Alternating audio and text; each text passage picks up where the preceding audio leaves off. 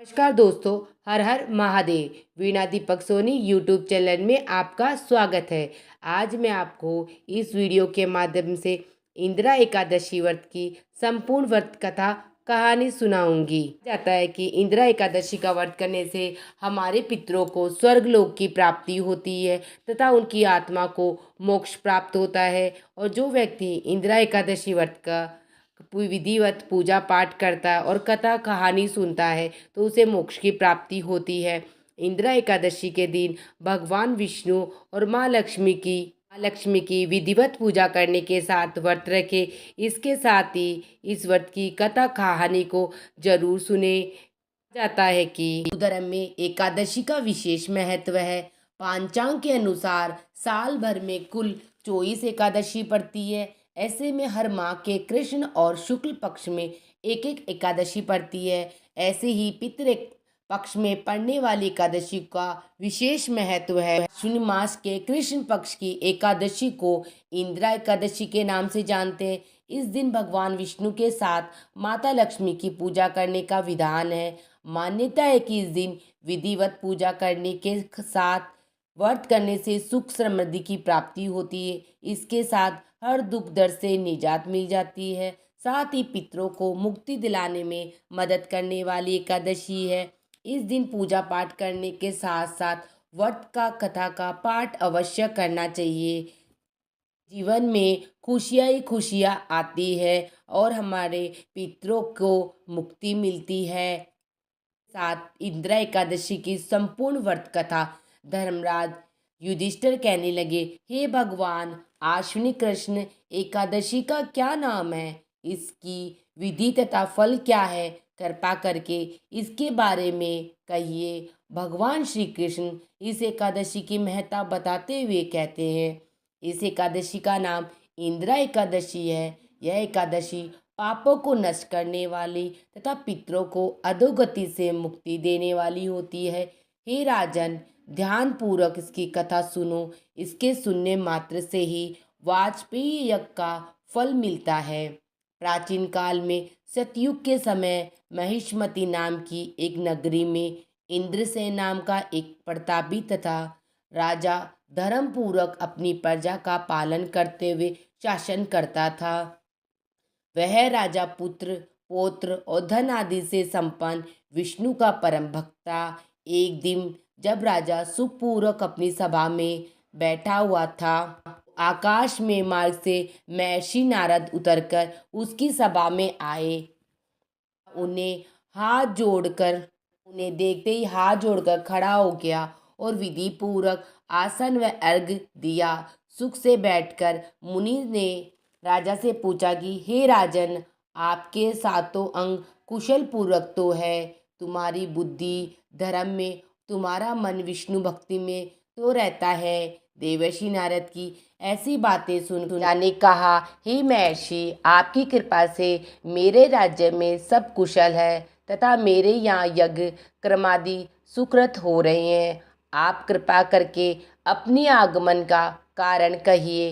तब ऋषि कहने लगे, हे राजन, आप आश्रय देने वाले मेरे वचनों को सुनो। एक समय ब्रह्मलोक से यमलोक को गया। वहाँ श्रद्धा पूर्वक यमराज से पूजित होकर मैंने धर्मशील और सत्यवान धर्मराज की प्रशंसा की।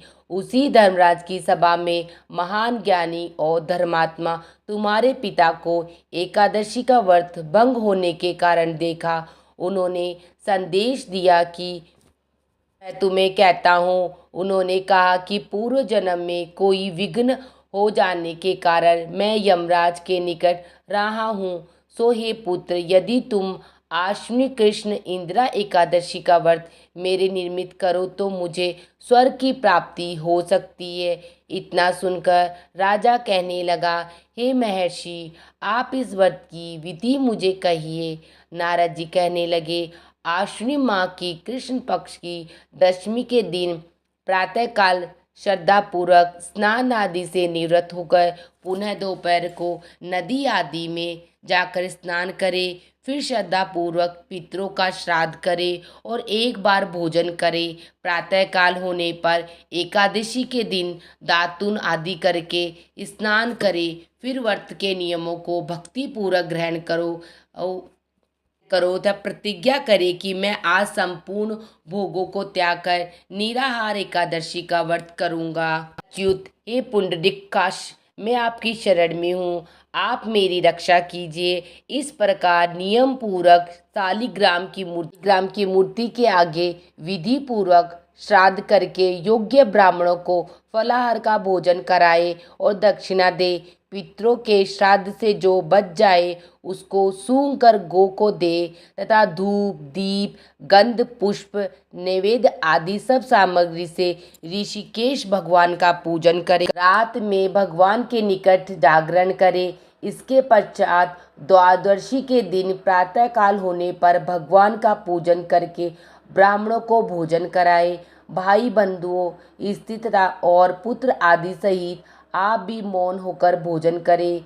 नारद जी कहने लगे, हे राजन, इस विधि से यदि तुम आलस्य रहित होकर इस एकादशी का व्रत करोगे तो तुम्हारे पिता अवश्य ही स्वर्गलोक को जाएंगे। इतना कहकर नारद जी अंतर्ध्यान हो गए।